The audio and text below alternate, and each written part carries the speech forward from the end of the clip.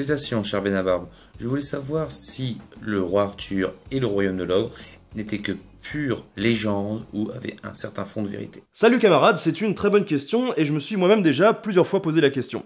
Alors il est vrai que les légendes qui entourent Arthur sont très ancrées dans la culture populaire, d'ailleurs on retrouve ça assez souvent dans la musique, dans les séries ou dans les films, mais du coup Arthur, est-ce qu'il a vraiment existé ou est-ce que tout ça c'est du pipeau? Tout d'abord, il ne faut pas perdre de vue que les légendes arthuriennes telles que l'on les connaît aujourd'hui sont les héritières d'une vaste littérature qui est loin d'être homogène et qui surtout n'a pas été écrite à la même époque. Les premières traces des légendes arthuriennes apparaissent dans des textes gallois. Durant tout le Moyen-Âge, les mythes autour d'Arthur se développent et sont repris par les ecclésiastes, les envahisseurs comme les locaux. Par exemple, lorsque Guillaume le Conquérant s'impose comme le roi d'Angleterre, il n'hésite pas à se servir de la figure du roi Arthur pour justifier son pouvoir aux yeux du peuple conquis et pour s'attirer la sympathie des Gallois.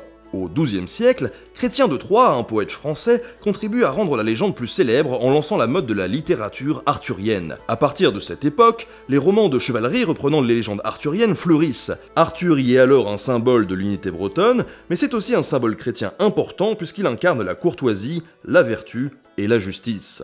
D'ailleurs, l'une des quêtes d'Arthur est de retrouver le Saint Graal, c'est-à-dire la coupe qui a permis de recueillir le sang du Christ. Donc ça, c'est pour ceux qui auraient des doutes, hein. Pourtant, même si on ne cessera pas vraiment d'écrire sur Arthur jusqu'à aujourd'hui, nous n'avons aucune preuve de son existence, tout comme on n'a aucune preuve que Camelot ait vraiment existé. Concernant le royaume de l'ogre, son nom n'apparaît qu'au XIIe siècle sous la plume du clerc gallois Geoffroy de Monmouth, et il est tiré du gallois médiéval Tloigreux, signifiant tout simplement Angleterre. Il semble donc que la légende du roi Arthur soit apparue au début du Moyen-Âge, quand les Germains ont envahi la Grande-Bretagne. Et pour l'époque, je rappelle, c'était surtout des Celtes qui habitaient là-bas. En moins de 2 siècles, la population du sud-est de l'Angleterre passe d'une culture romano-bretonne, parlant majoritairement en langue celte, à une culture anglo-saxonne, parlant majoritairement en langue germanique. Les peuples celtes sont alors confinés en Écosse, au Pays de Galles et en Cornouailles, alors que durant la même période, beaucoup décident d'émigrer sur le continent en Armorique.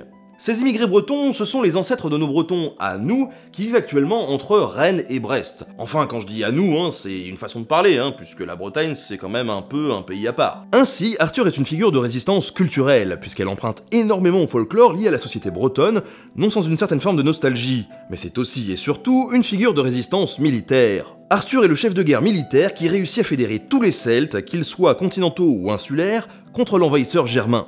Concernant la personne qui a effectivement servi de modèle pour créer la légende du roi Arthur, on a quelques pistes, mais là encore, pas de preuves. Selon certaines hypothèses, Arthur est à la base un chef gallois ou romain, voire même une combinaison de plusieurs chefs.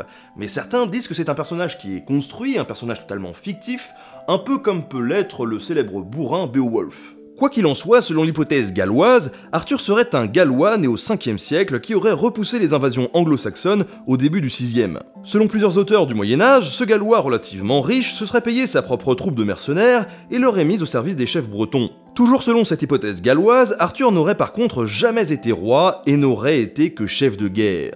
Selon l'hypothèse romaine, qui est finalement assez similaire, la légende d'Arthur serait tirée de la vie de Lucius Artorius Castus, préfet romain de York ayant commandé une légion chargée de se battre contre les Calédoniens durant le 2e siècle avant de partir pour l'Armorique ou l'Arménie. Il peut également être inspiré de Riotamus, un breton romanisé ayant porté le titre de roi des Bretons sans que l'on sache vraiment ce que ce titre est impliqué, ayant combattu contre les Visigoths au 5e siècle. Finalement, certains historiens voient dans le roi Arthur une synthèse de ces deux figures. Pour être tout à fait clair, tout ça ce ne sont que des suppositions, puisqu'il n'existe aucune preuve qui permette de façon certaine de relier ces figures historiques au roi Arthur. En conclusion, il semble que la figure du roi Arthur soit un mélange d'inspiration et de pas mal de bobards. Voilà, j'espère avoir pu éclairer un peu votre lanterne, n'hésitez pas à vous abonner pour voir d'autres vidéos, à lâcher un petit like si ça vous a plu parce que c'est important, et puis surtout à partager cet épisode avec votre grand-mère parce que je suis sûr, elle en sera très heureuse. Moi je vous dis à la prochaine pour un nouvel épisode. Salut!